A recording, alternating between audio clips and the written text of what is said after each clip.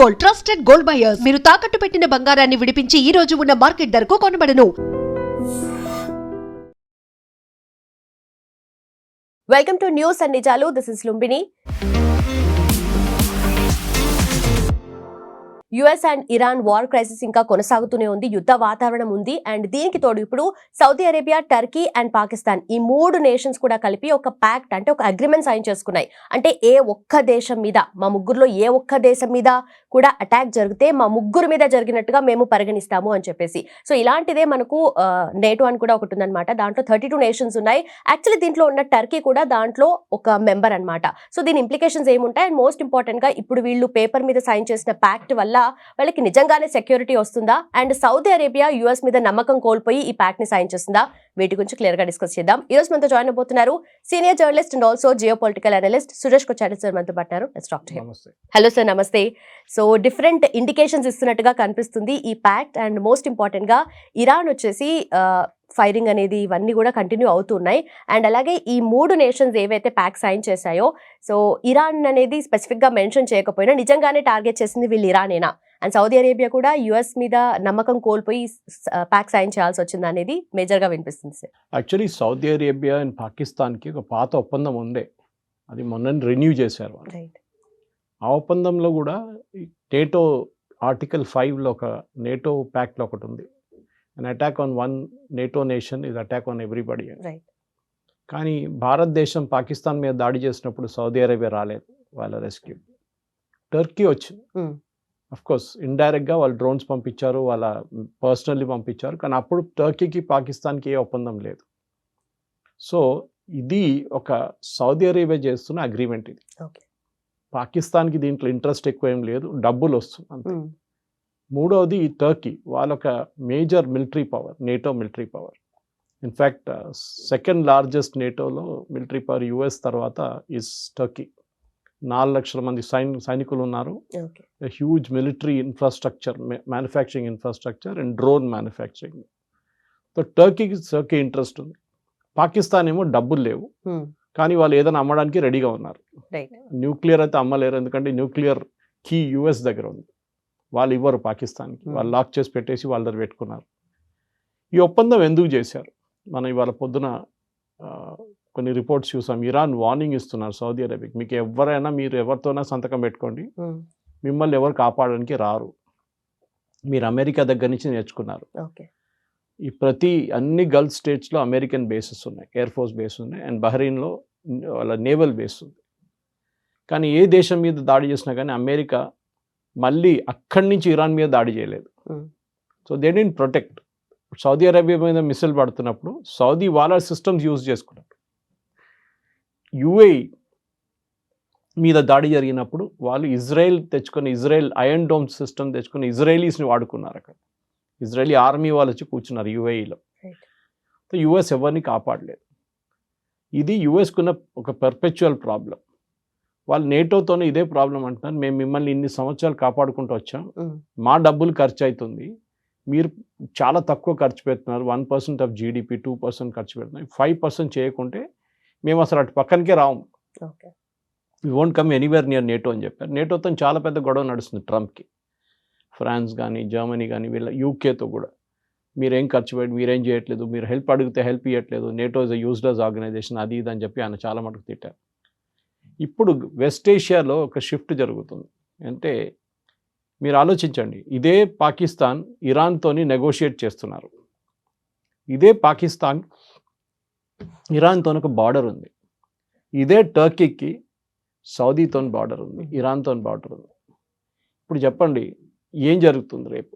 Suppose జరిగింది కూడా, Iran రేపు మళ్ళీ సౌదీ అరేబియా మీద దాడి చేస్తారు, లేకుంటే హూతీలు, అన్సరుల్లా హూతీస్ యమన్ నుంచి సౌదీస్ మీద దాడి చేస్తూనే ఉన్నారు కంటిన్యూస్గా. ఇప్పుడు ఈ స్థితిలో రేపు ఒక బాంబింగ్ జరుగుతూనే ఉంది. ఇప్పుడు కూడా మనం మాట్లాడదు, పాకిస్తాన్ వెళ్ళి బాంబ్ చేస్తారా వాళ్ళ మీద? చేయరు. టర్కీ చేస్తారా? చేయరు. ఎందుకంటే యుద్ధం ఎక్స్పాండ్ అయిపోతుంది. అప్పుడు ఇరాన్ ఏం చేస్తారు, లేకుంటే హూతీలు ఏం చేస్తారు, టర్కీ మీద బాంబు వేస్తారు. ఇటు ఇరాన్ ఏమో పాకిస్తాన్ మీద బాంబులు వేసేస్తారు. ఎక్కడ ఇది ఆగదు, ఇది యుద్ధం మళ్ళీ ఎక్స్పాండ్. సో వీళ్ళేమంటున్నారు, ఇట్స్ అ డిఫెన్సివ్ పాస్చర్ అంటున్నారు. డిఫెన్సివ్ పాస్చర్ అంటే బేసిక్లీ మీరు చూసిన డిఫెన్స్గా వీళ్ళు మా మీద ఎవరైనా యుద్ధం చేస్తే, మా మీద ఎవరైనా బాంబు కొడితే we will defend ourselves. మేము ఒఫెన్సివ్ చేయము, ఓకే వస్తున్న Defense మిసైల్ని అడ్డుకుంటాం. కానీ ఇరాన్ మీద రిటర్న్ మిసైల్ మేము కొట్టాం. ఇరాన్ చాలా క్లియర్, ఎందుకంటే ఇరాన్ ఒక రీజనల్ పవర్గా పైకి వచ్చింది ఈ యుద్ధంలో. వాళ్ళ దగ్గర బేసిక్లీ ఉన్నది missiles and drones. Air force లేదు, ఆర్మీ లేదు, అంటే ఉన్నదనుకోండి రెవల్యూషనరీ గార్డ్స్, అండ్ నేవీ లేదు. కానీ వాళ్ళు ఇంత పెద్ద పవర్ అయిన యుఎస్ని అడ్డుకున్నారు. ఇవాళ కూడా ఒక యుఎస్ సీనియర్ మిలిటరీ అడ్వైజర్ ట్రంప్కి చెప్పారంట, మీకు ఆఫ్ ర్యాంప్ చేయాలంటే, అంటే యుద్ధం నుంచి బయటికి రావాలంటే ఈ ఎయిర్ పవర్తో నడవదు, you have to bring in ground forces or simply walk away. అయిపోయింది యుద్ధం, మాకు ఇంకా ఏం లేదని చెప్పేసి బయటకు వచ్చేసేయండి.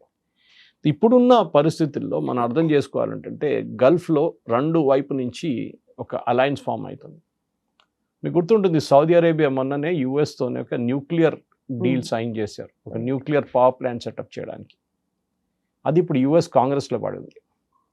యుఎస్ కాంగ్రెస్ ఏమంటున్నారంటే, మీరు ఇది సంతకం పెట్టాలంటే you have to agree to the Abraham accord. Abraham accord ఏంటి? అది ప్రెసిడెంట్ ట్రంప్ ఫస్ట్ టర్మ్లో తీసుకొచ్చిన ఒక అకార్డ్. దాంట్లో ఇజ్రాయెల్ని రికగ్నైజ్ చేయాలి. సౌదీ అరేబియా చేయలేదు, చేయరంటున్నారు.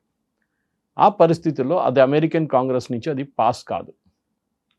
సో అమెరికన్ కాంగ్రెస్ నుంచి ఎప్పుడో సౌదీ అరేబియా మీద డౌట్ ఉంది, ఎందుకంటే అక్కడి నుంచి ఒసామా బిన్ లాదెన్ వచ్చారు. Is from the Saudi royal, one of the families, big families, the bin Laden family. So Saudi Arabia మీద ఎప్పుడో ఉంది. సౌదీ అరేబియాకి చుట్టుపక్కల అన్ని దేశాల మీద డౌట్ ఉంది, ఏ రోజు మా మీద దాడి చేస్తారని. జరుగుతుంది ఇప్పుడు, హూతీలు దాడి చేస్తున్నారు. They are a very very minor power, ఒక టెర్రర్ గ్రూప్ అని చెప్పొచ్చు. సౌదీ అరేబియా వాళ్ళ మీద బాంబ్ చేస్తున్నా కానీ ఏ ఇంపాక్ట్ లేదు. ఇప్పుడు కాదు, ఎన్నో సంవత్సరాల నుంచి ఈ అన్సరుల్లా హూతీలు వచ్చి యమన్ ఆక్యుపై చేసుకున్నప్పటి నుంచి సౌదీ అరేబియా అక్కడున్న ఒఫీషియల్ గవర్నమెంట్ని సపోర్ట్ చేస్తున్నారు, వాళ్ళకు ఆయుధాలు ఇస్తున్నారు, వాళ్ళ కోసం బాంబింగ్ చేస్తున్నారు. కానీ ఇవాళ దాకా ఈ చిన్న హూతీ గ్రూప్ని అక్కడి నుంచి జరపలేకపోయారు. ఇప్పుడు వాళ్ళు రెడ్ సీలో ఉన్న సౌదీ ట్యాంకర్స్ మీద కొడుతున్నారు. సో పాకిస్తాన్ లేకుంటే టర్కీ ఇప్పుడు దిగుతారా? దిగరు. Because this agreement is only నామ్కే వాస్తా అంటే హిందీలో పేరు కోసం పెట్టుకున్నారు. సౌదీ ఏమంటున్నారు, మాకు టర్కీ ఉన్నారు, పాకిస్తాన్ ఉన్నారు, చూడండి చూపించుకోవడానికి. ఇప్పుడు కొత్తది ఏంటంటే కువైత్తో కూడా సైన్ చేస్తుంది. What different does it make? Kuwait దగ్గర ఏముంది ఆర్మీ? నథింగ్. సో ఈ ఒక ఒప్పందం అనేది ఒక షో ఆఫ్ ఇది. కానీ అటువైపు చాలా క్లియర్గా ఇజ్రాయెల్ ఒక వార్నింగ్ ఇచ్చారు. ఒక 2 నెలల ముందు Benjamin Netanyahu prime minister of Israel ఒక వార్నింగ్ ఇచ్చారు, Turkey is the next Iran అని చెప్పి. ఓకే, టర్కీ మీద ఇరాన్ కానివ్వండి, ఇదంతా ఫినిష్ అయిన తర్వాత నెక్స్ట్ టర్కీ మీద మేము వేస్తాం. కానీ Turkey is the NATO member. ఇప్పుడు ఇటు సౌదీతో ప్యాక్ట్ ఉంది, అటు నేటోతో ప్యాక్ట్ ఉంది అన్నమాట. ఇది ఒక డైకాటమీ. ఇది ఒక సిచ్యువేషన్ ఎట్లా అయిపోయిందంటే అటువైపు ఫ్రెండ్స్, ఇటువైపు ఫ్రెండ్స్. సో ఒక ఫేమస్ బ్రిటిష్ పొలిటీషియన్ ఒకరు చెప్పారు, there are no permanent friends and enemies అని చెప్పారు, there are only permanent interest. Okay, ఇప్పుడు నేను అడిగిన ప్రశ్న స్టార్టింగ్లో అదే, నేను చెప్పిన మాట కూడా అదే. పాకిస్తాన్ మీద మనం దాడి చేస్తే ఎందుకు సౌదీ అరేబియా వచ్చి వాళ్ళని కాపాడలేదు? రారు వాళ్ళు. వాళ్ళు అప్పుడు ఇంకేదో స్టోరీ చెప్తారు, మాకు దాంతో సంబంధం లేదు, మేము ఎందుకు పడాలి దాంట్లో వచ్చి. ఇది డెఫినెట్గా ఇట్లాంటి స్టేట్మెంట్ బయటకు వస్తుంది. ఓకే, ఇప్పుడు అంటే నిజంగానే మిలిటరీ టర్మ్స్లో వీళ్ళు ఒకవేళ పాకిస్తాన్ మీద దాడి జరిగినా, ఇదర్ సౌదీ అరేబియా మీద దాడి జరిగినా కూడా ఏ ముగ్గురు కలిసి రాలేరు అంటారు? కరెక్ట్, ఇంటర్వ్యూన్ చేయలేరు, అసలు చేయలేరు. రైట్. ఇది బేసిక్లీ ఇరాన్ని అడ్డుకోవడానికి చేస్తున్న పని.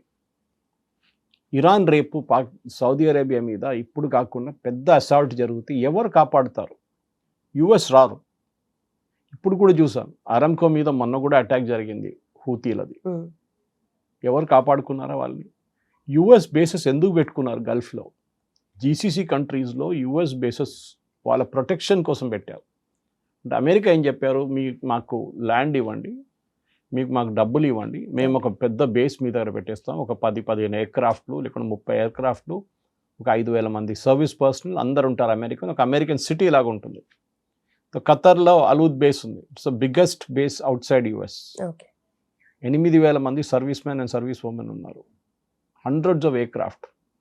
కానీ ఇవాళ దాకా ఆ బేస్ నుంచి సౌదీ అరేబియాని ప్రొటెక్ట్ చేయడానికి ట్రై చేయలేదు యూఎస్. ఇరాన్ మీద దాడి చేస్తున్నారు అక్కడి నుంచి. దానికోసం ఇరాన్ ఆ బేస్లను కొడుతున్నారు. మీరు చూసుంటారు సౌదీ అరేబియాలో ఉన్న బేస్ కానీ యూఏఈలో ఉన్న బేస్, ఎక్కడెక్కడ ఈవెన్ జార్డన్ ఉన్న బేస్ కొట్టారు వాళ్ళు.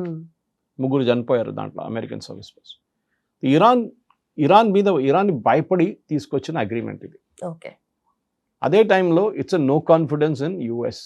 మీరు మమ్మల్ని కాపాడుకోలేకపోయారు, టర్కీ కాపాడుతారు, పాకిస్తాన్ కాపాడుతారు. కానీ హైపోథెటికల్ సిచ్యువేషన్ మీకు అదే అడిగాను. రేపు ఇరాన్ ఆల్రెడీ చేస్తున్నారు, సౌదీ మీద బాంబింగ్ నడుస్తుంది. రేపు పాకిస్తాన్ ఇరాన్ మీద బాంబింగ్ చేస్తారు, చేయరు.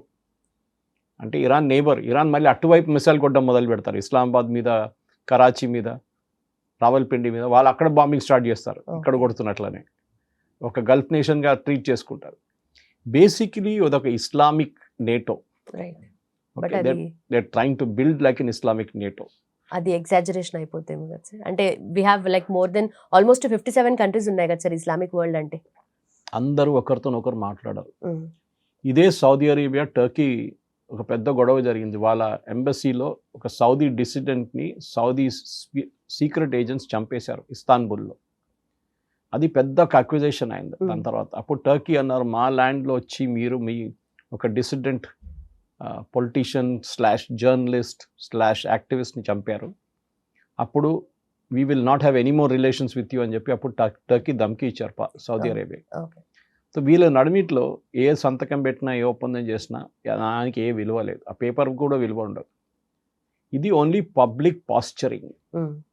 ఎందుకంటే ఇది సంతకం పెట్టి within 5 to 6 hours Iran warning ఇచ్చారు, నేను చూపిస్తాను సౌదీ మీద దాడి జరిగితే సౌదీ అరేబియా పాకిస్తాన్ లేకుండా టర్కీని యూజ్ చేస్తారా, మేము ట్రై చేస్తాం, వాళ్ళు ట్రై చేయనియండి. టర్కీ ప్రాబ్లం ఏంటంటే ఎర్దోగాన్ వచ్చిన తర్వాత ఆయనకి ప్రెసిడెంట్ ట్రంప్తో మంచి రిలేషన్షిప్ ఉంది. At the same time Turkey చాలా మటుకు డ్రోన్స్ని రష్యాకి సప్లై చేస్తున్నారు ఇండైరెక్ట్లీ. పాకిస్తాన్కి ఇస్తారు, పాకిస్తాన్ అక్కడి నుంచి అమ్ముకుంటారు. కొన్ని యుక్రెయిన్కి అమ్ముతున్నారు. సో ఎవరు డబ్బులు ఇస్తారో వాళ్ళకి అమ్మేసుకుంటున్నారు.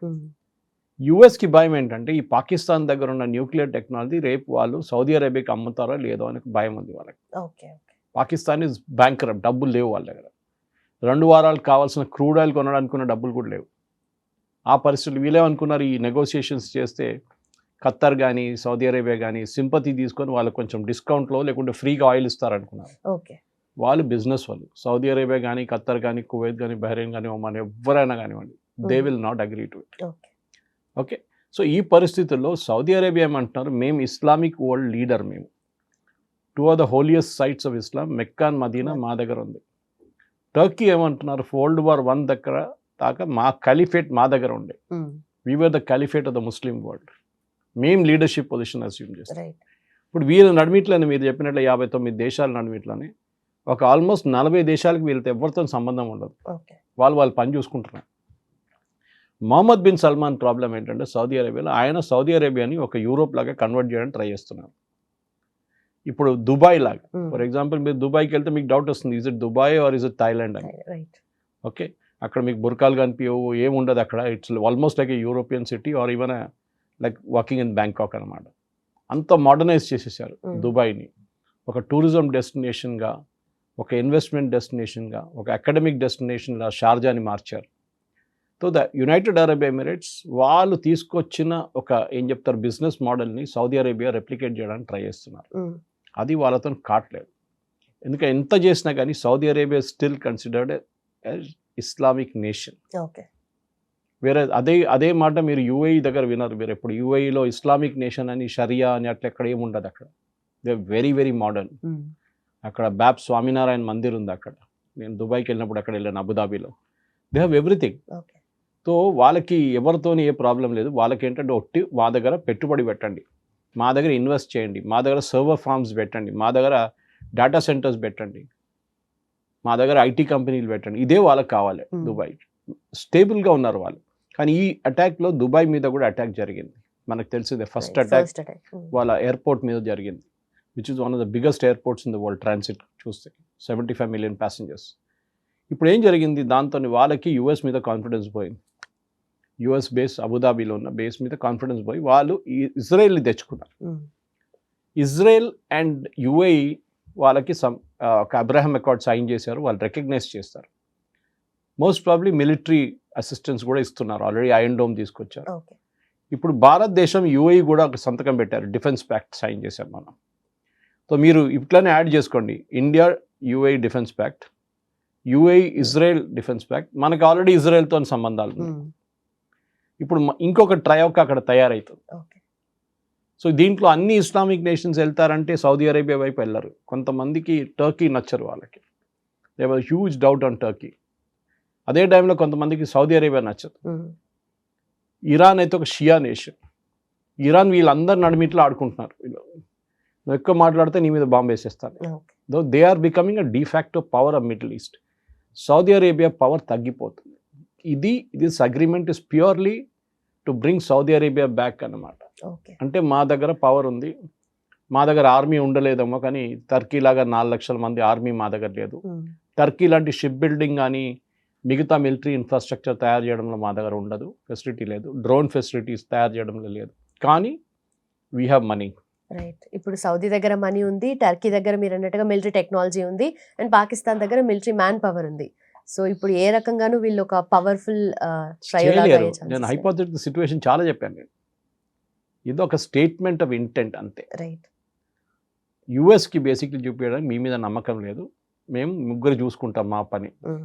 కానీ రేపు నేను చెప్పాను చూడండి, మళ్ళీ రేపు పాకిస్తాన్ ఇండియా యుద్ధం జరిగితే వీళ్ళు ఎవరు రారు, టర్కీ వస్తారు.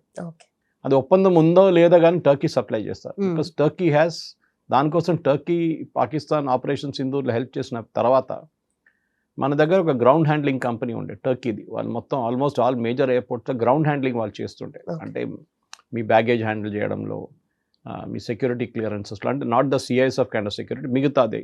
అది కాకుండా కార్గో హ్యాండిల్ చేయడంలో, గ్రౌండ్ హ్యాండ్లింగ్ బస్సెస్ అంతా వాళ్ళు ఆపరేట్ చేస్తున్నారు. Over night government of India వాళ్ళ సెక్యూరిటీ క్లియరెన్స్ని రివోక్ చేశారు. వాళ్ళ సీఈఓ మనం ఏడుస్తున్నారు, $50 మిలియన్ పోయింది మాది, పెట్టుబడి పోయింది, మేము ఇంత ఖర్చు పెట్టాము ఇక్కడ ఇండియా మీద, ఎంత హోప్ ఉండే మాకు. మనం ఎందుకండి, why should be trust Turkey? Turkey Kashmir గురించి కూడా చాలా మటుకు స్టేట్మెంట్ ఇచ్చారు దీనికన్నా ముందు కూడా, Kashmir is not a part of India అది ఇదని చెప్పి. సో టర్కీకి పాకిస్తాన్కి చాలా క్లోజ్ రిలేషన్షిప్ ఉంది.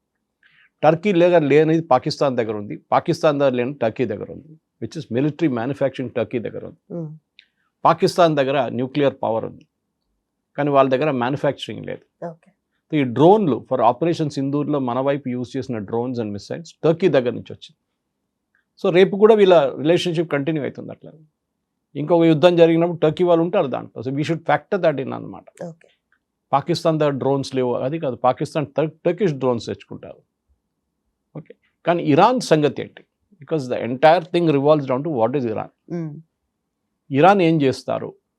ఇరాన్ ఈ అలయన్స్ అంతా చూసుకున్న తర్వాత నిన్ననే వాళ్ళు స్టేట్మెంట్ ఇష్యూ చేసి, పేపర్ అగ్రిమెంట్ ఇది ఏం పనికిరాదు, ఓకే మేము ఎవరిని కావాలంటే వాళ్ళని కొడతాం, మీరు ఒప్పందం చేసి మీరు మా మీద ముగ్గురు కలిసి, ఎందుకంటే వీళ్ళేమన్నారు, attack on 1 is consider attack on the 3, NATO article 5, కానీ జరగదు. ఇప్పుడే చూస్తే జరగదు. అది కువైత్ వస్తే అది కూడా వాళ్ళు కూడా ఏం చేయలేరు. వాళ్ళు సద్దాం హుసేన్ వాళ్ళని చూపించారు కువైత్ని ఏం చేయొచ్చు అని, ఆడుకున్నారు ఆయన సద్దాం హుసేన్. తర్వాత యూఎస్ వాళ్ళు వచ్చారు, అక్కడి నుంచి యుద్ధం జరిగింది, అదంతా సెకండరీ, ఆపరేషన్ డెజర్ట్ స్టార్మ్ అంతా. కానీ బేసిక్లీ సౌదీ అరేబియాకి భయం ఉంది, ద రాయల్ సౌత్ ఫ్యామిలీకి చాలా మటుకు భయం ఉంది దట్ ఒకరోజు మమ్మల్ని ఇరాన్ నుంచి ఎక్స్పోర్ట్ చేసిన ఒక రెవల్యూషన్ మా దగ్గర కూడా వచ్చేస్తుంది. ఆల్రెడీ ఇరాక్లో 1/3 of Iraq is with Iran. Iran based ultras, అంటే టెర్రరిస్ట్ అని చెప్పొచ్చు. వాళ్ళు షియాస్, వాళ్ళు ఆల్రెడీ ఇక్కడ ఉన్నారు. ఇప్పుడు ఆలోచించండి, ఇరాన్ పవర్ ఎక్కడి దాకా వెళ్తుందని. హూతీలు వాళ్ళ మనుషులు యెమెన్లో కూర్చున్నారు, హెజ్బుల్లా లెబనన్లో కూర్చున్నారు, గాజాలో హమాస్ ఉన్నారు. ఇరాన్ వాళ్ళ పవర్ ఎక్స్పాండ్ చేస్తున్నారు. సౌదీ అరేబియా కూడా అదే చేస్తున్నారు. వాళ్ళు యెమెన్లో పెట్టుబడి పెట్టారు. యెమెన్లో వాళ్ళ అఫీషియల్ గవర్నమెంట్కి ఎయిర్క్రాఫ్ట్, వాళ్ళకి కావాల్సిన మిలిటరీ హార్డ్వేర్, వాళ్ళకి కావాల్సిన డబ్బులు అంతా ఇస్తున్నారు. కానీ ఎక్స్పాన్షన్ జరగట్లేదు ఎక్కువ. ఈటే అటువైపు యుఏఈ వాళ్ళ ఇన్ఫ్లుయెన్స్ ట్రై చేస్తున్నారు. జిబూటీలో వెళ్ళారు, సొమాలీల్యాండ్లో వాళ్ళు పెద్ద రిపబ్లిక్ ఆఫ్ సొమాలీల్యాండ్ రికగ్నైజ్ చేసి వాళ్ళ దగ్గర ఒక పెద్ద ఎయిర్ ఫోర్స్ బేస్ బిల్డప్ చేశారు, ఒక డీప్ వాటర్ పోర్ట్ బిల్డప్ చేశారు. ఈ గల్ఫ్లో ఉన్న దేశాలందరూ వాళ్ళ ఇన్ఫ్లుయెన్స్ వాళ్ళ దగ్గర నుంచి బయటికి ఎక్స్పోర్ట్ చేయడానికి ట్రై చేస్తున్నారు. టర్కీకి కర్డ్స్కి పడదు, సిరియాకి కర్డ్స్కి పడదు, ఇరాక్ కర్డ్స్ ప్రాబ్లం ఉంది, ఇరాన్ కూడా కర్డ్స్ ప్రాబ్లం ఉంది. At the same time curd ఏమో మేము రిపబ్లిక్ ఆఫ్ కర్డిస్తాన్ అని చెప్పి మేము డిక్లేర్ చేసుకుంటాం అని చెప్పారు. వీళ్ళు ముగ్గురికి నచ్చదు అది. సో వీళ్ళ నడిమిట్లోనే చాలా కాంట్రడిక్షన్స్ ఉన్నాయి. ఎందుకంటే ఇక్కడ డెమోక్రసీ అని మీకు చాలా తక్కువ కంట్రీస్లో కనిపిస్తుంది. అక్కడ బహుశా ఒక లెబనాన్లో కొంచెం ఉంది, ఇరాక్లో ఉంది అని చెప్తే ఉంది అంతే, కానీ not a real democracy. Egypt, yes, రేపు in fact Egypt also will come in to this alliance అంటున్నారు. ఈజిప్ట్కి ఎప్పుడు భయం ఇజ్రాయెల్ని, వాళ్ళు ఎప్పుడు 6 Day War మర్చిపోలేదు ఇవాళ దాకా. అప్పుడు నాసర్ ఉండే, దాని తర్వాత అన్వర్ సదాత్ వచ్చారు, కానీ నాసర్ టైంలోనే ఇజ్రాయెల్ ఆల్మోస్ట్ ఫినిష్ చేసేసారు ఈజిప్ట్. సైనా పెనిన్సులా గుంజుకున్నారు ఇజ్రాయెల్ దగ్గర, సారీ ఈజిప్ట్ దగ్గర నుంచి. ఇజ్రాయెల్ని భయపడుతున్నారు వీళ్ళందరూ. బేసిక్లీ ఈవెన్ సౌదీకి ఉన్న భయం అదే. రేపు మేము ఇరాన్ లాగా తయారైతే మమ్మల్ని ఇజ్రాయెల్ డిస్పోజ్ చేసేస్తారు, మా దగ్గర ఏదో గొడవ చేపిస్తారు వాళ్ళు. సో ఈ రాయల్ ఫ్యామిలీస్ ఎక్కడెక్కడ ఉన్నారు, అండ్ గల్ఫ్ మొత్తం రాయల్ ఫ్యామిలీసే, వాళ్ళందరికి భయం ఏంటంటే ఏదో ఒక రోజు మమ్మల్ని ఫినిష్ చేసేస్తారు. నేపాల్లో జరిగినట్లనే అక్కడ మొత్తం రాయల్ ఫ్యామిలీని ఒక రాత్రికి రాత్రి వైపౌట్ చేసేసారు. అది మా దగ్గర కూడా జరగవచ్చు ఒక రోజు. దీనికన్నా ముందు కూడా జరిగింది కాల్పులు, ప్యాలెస్ లోపల కాల్పులు జరిపిన కేసెస్ ఉన్నాయి మిడిల్ ఈస్ట్లో. మిస్టీరియస్ డెత్స్ జరిగిన కేసెస్ ఉన్నాయి. History May repeat it self, చెప్పలేము మనం అనమాట. Okay okay, right sir. And ఇక్కడ యుఎస్ స్టాండ్ ఏమైంటుంది? ఇంకా ట్రంప్ దీని గురించి మాట్లాడలేదు, అండ్ ఆల్సో మీది మీరు చూసుకోండి అన్నట్టుగా అలాంటి స్టేట్మెంట్స్ కూడా ఏం వినిపించట్లేదు అసలు. ట్రంప్కి ప్రాబ్లం ఏంటంటే ఆయనకి ఆయన ప్రాబ్లమ్స్ ఉన్నాయి అన్నమాట. ఆయనకి ఆయన ప్రాబ్లమ్స్ సార్ట్అవుట్ చేయడానికి టైం లేదు. నేటోతోనున్న గొడవ, స్ట్రెయిట్ ఆఫ్ హార్మోస్, వాళ్ళ దగ్గర మ్యూనిషన్స్ చాలా మటుకు తగ్గిపోయింది, అక్కడ ఉన్న ఆయిల్ ప్రైసెస్. సో ట్రంప్కి political problems, economic problems, plus ఈ గల్ఫ్లో ఉన్న ఇష్యూస్ అన్నీ వచ్చి తల మీద పడ్డది. So he looking for a way out. రేపు ఇది కూడా జరగచ్చు. వీరందరిని పిలిచి ట్రంప్ అంటారు, నాకు తెలియదు, ఇప్పుడు వీళ్ళు ముగ్గురు సంతకం పెట్టుకున్నారు కదా, మీరు ఇక్కడ ముగ్గురు పెట్టుకున్నారు కదా, మీకు నేను ఇక్కడి నుంచి వెళ్ళిపోతున్నా, మీరు చూసుకోండి, నాకు తెలియదు. వై యుఎస్ ఇంట్రెస్ట్ ఎందుకు వచ్చింది, ఒపెక్ ఎందుకు పెట్టారు మీకు గుర్తుంటుంది. Organisation of petrol exporting countries అని ఒక కార్టెల్ ఉంది. వీళ్ళు డిసైడ్ చేస్తుండే ముందు, ఇప్పుడు జరగట్టు ఎక్కువ ఇన్ఫ్లుయెన్స్ లేదు ఇప్పుడు, ఎందుకంటే US is now the number 1 producer of oil. ఆ టైంలో యూఎస్ 15th పొజిషన్లో కూడా లేకుండే. తర్వాత వాళ్ళు షేల్ ఆయిల్ డిగ్రీజింగ్ మొదలు పెట్టినప్పుడు then their oil capacity started increasing. ఇప్పుడు వాళ్ళు నంబర్ 1. ఇన్ఫాక్ట్ ఎస్టర్డే ఒక ఆర్టికల్ వచ్చింది, మనం గల్ఫ్ నుంచి కొనే గ్యాస్, అది లిక్విఫైడ్ పెట్రోలియం గ్యాస్ ఉండొచ్చు, లిక్విడ్ న్యాచురల్ గ్యాస్ ఉండొచ్చు, they were number 1 Gulf, especially Qatar లాంటిది. Now US is number 1 supplier to India. Distance ఎక్కువ ఉంటుంది మనకి తీసుకురావడానికి, కానీ స్టెబిలిటీ ఉంటుంది, మీకు టెన్షన్ లేదు. రేపు మళ్ళీ స్ట్రెయిట్ ఆఫ్ హార్మోస్ బంద్ అయిందో, మళ్ళీ ఓపెన్ అయిందో, మళ్ళీ బంద్ అయిందో, మళ్ళీ ఓపెన్, ఆ టెన్షన్ లేదు. వీఆర్ లుకింగ్ ఫర్ ఈవెన్ ఒమాన్లో కూడా same thing. Oman has more gas, వాళ్ళ దగ్గర ఆయిల్ తక్కువ. ఇప్పుడు ఒమాన్ స్ట్రెయిట్ ఆఫ్ హార్మోస్లో లేదు కదా, ఒమాన్ ఒకవైపు ఉంది, కానీ అటువైపు మన వైపు ఉన్న దాంట్లో అక్కడి నుంచి ఓపెన్ ఉంది. మనం తీసుకెళ్ళి డైరెక్ట్ మనం ముంబైకో లేకుంటే అహ్మదాబాద్ తీసుకెళ్ళిపోవచ్చు. జామ్నగర్ రిఫైనరీ కానీ ఈవెన్ మ్యాంగ్లూర్ వైపు తీసుకెళ్తే మ్యాంగ్లూర్ రిఫైనరీ ఉంది. సో మన ఇంట్రెస్ట్ చూసుకుంటున్నాం. ఇప్పుడు గల్ఫ్లో కూడా మనకు కూడా ఒక స్టేక్ ఉంది. దానికోసం యూఏఈ మన దగ్గర, యూఏఈ మీకు గుర్తుంటుంది, Zayed came all the way to India for just 3 hours. అందరూ అడిగారు, ఆయన ఏదో ఎక్కడి నుంచి వస్తూ ఆగలేదు. ఆయన ఎందుకు వచ్చారు 3 hours? అంత అర్జెంటు ఏమొచ్చింది?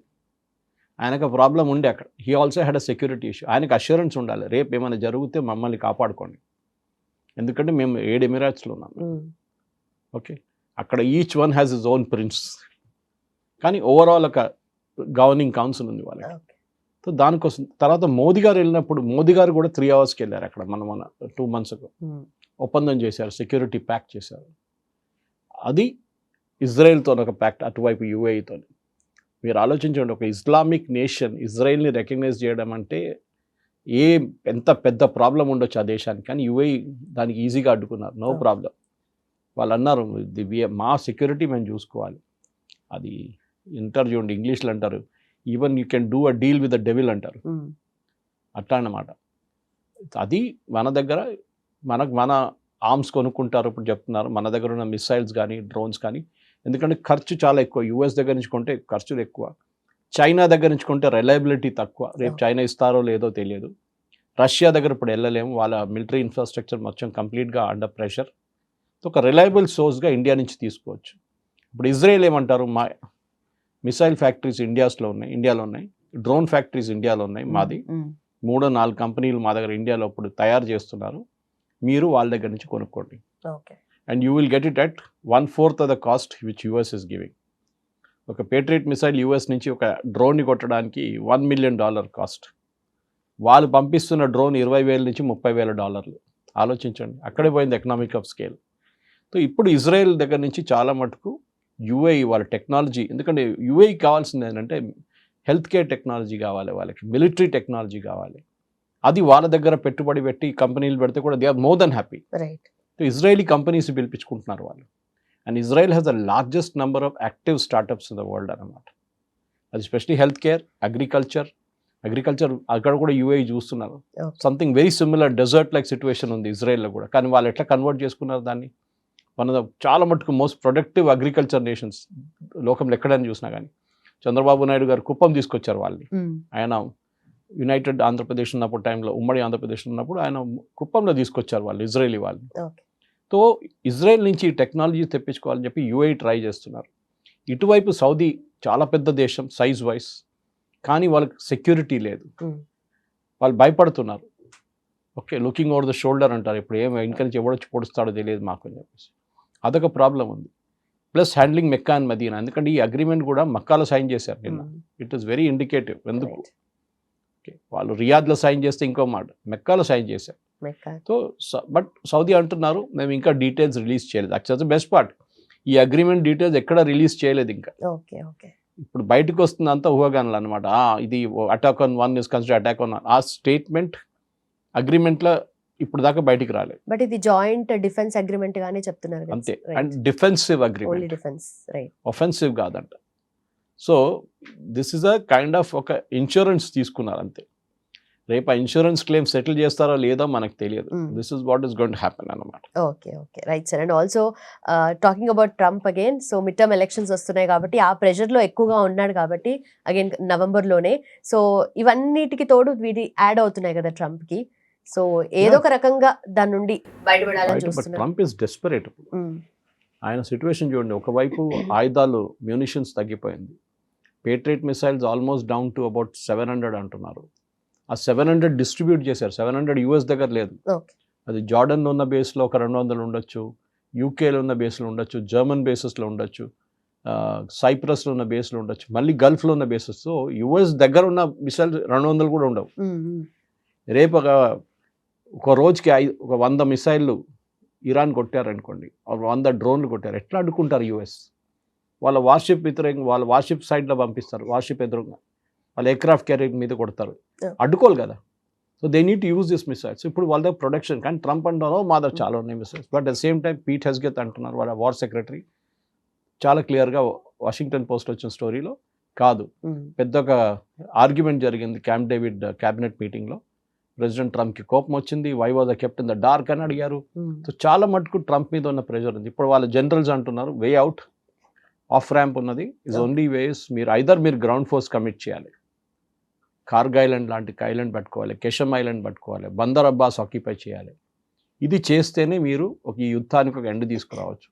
ఈవెన్ తెహరాన్లో రేపు మీరు గ్రౌండ్ ట్రూప్స్ దింపాల్సి వస్తుంది, అప్పుడే మార్పు వస్తుంది. ఎందుకంటే నిన్న రాత్రి నుంచి ఇంకొక స్టోరీ స్టార్ట్ అయింది, దట్ ముస్తఫా ఖమీనీ లేడు, పోయిండు అని చెప్పేసి, ఈ సో సీరియస్లీ ఇల్ అని చెప్పి వాళ్ళే కన్ఫర్మ్ చేస్తున్నారు ఇరానియన్. క్రిటికల్ ఉన్నారు, వెరీ వెరీ క్రిటికల్ స్టేట్ అని. సో మాట్లాడడం అయిపోయిందని కొంతమంది మొదలుపెట్టారు ఇరాన్లో. సో ఆ స్టోరీ ఇంకా వస్తుంది. There it's a major difference. ఒక్కసారి ముస్తఫా ఖమీనీ లేదని తెలిస్తే then Israel will go all out. వాళ్ళు ఫినిష్ చేస్తారు, రెజిమ్ అని లేదు మళ్ళీ, ఎందుకంటే వాళ్ళ దగ్గర లీడర్షిప్ లేదు. దాని తర్వాత ఏదో ఒక అయతోలను పట్టుకొచ్చి కూర్చోబెట్టలేం, మీకు ఒక లైనేజ్ కావాలి వస్తుంది అన్నమాట. ఆ లైనేజ్ లేనప్పుడు ఖమేనీ నుంచి అలీ ఖమేనీ నుంచి ముస్తఫా తర్వాత ఎవరు? ఆయన పిల్లలందరూ చంపేశారు, వాళ్ళు చిన్నపిల్లలు, అంత పెద్దవాళ్ళు కూడా కాదు వాళ్ళు. So next level of leadership unknown ఉంటారు, వాళ్ళు ఎవరో ఉంటారు. అప్పుడు ఆయన తీసుకొచ్చి కూర్చోబెడితే Iran will not be stable. So next 10 రోజుల్లో ఇఫ్ అలీ ఖమేనీ చనిపోయారని న్యూస్ బయటకు వస్తే, ఈవెన్ గాలిబాఫ్ అంటున్నారు వాళ్ళు స్పీకర్, కలవడానికి చాలా కష్టం ఆయన్ని, it's extremely difficult to meet him అంటారు. అంటే ఆయన లేడనమాట, or is so badly injured, ఎవరు ఆయన్ని కలవలేక. ఒక స్టేట్మెంట్ ఇష్యూ చేస్తాడు, ఒక ప్రెస్ నోట్ ఇష్యూ చేస్తే కానీ ఆయన బయటికి ఇవ్వాలదాకా కనిపించలేదు. ఓకే ఓకే అదొక పెద్ద డౌట్ ఉంది. సో ప్రెసిడెంట్ ట్రంప్కి ఇదొక మేకో బ్రేక్ మూమెంట్ వచ్చేస్తుంది. ఈ న్యూస్ కన్ఫర్మ్ అయితే then he might put ground troops or quietly withdraw. Right ఎందుకంటే ఇప్పుడు స్టేట్ ఆఫ్ హార్మూజ్ ఓపెన్ చేశారు, టోల్ కలెక్ట్ చేయడం అంటున్నారు. మళ్ళీ యుఎస్ షిప్స్ వెళ్ళిపోయింది అనుకోండి, మళ్ళీ ఇరాన్ మొదలు పెడతారు వాళ్ళ డ్రామా. ఓకే అప్పుడు మళ్ళీ తిరిగి రావాలన్నా these questions will come up. కానీ ఒకసారి స్టేట్ ఆఫ్ హార్మూజ్ ఓపెన్ చేస్తే ఆయిల్ 70కి వచ్చేస్తుంది. అది అన్ని దేశాలకి ఒక రిలీఫ్గా వచ్చేస్తుంది అనమాట. ఓకే సో చూద్దాం, నెక్స్ట్ ఒక 72 hours will be very crucial for యుద్ధం ఆగుతుందా లేదా. లేదా అనడానికి. Right Siddhant, thank you so much. Thank you very much.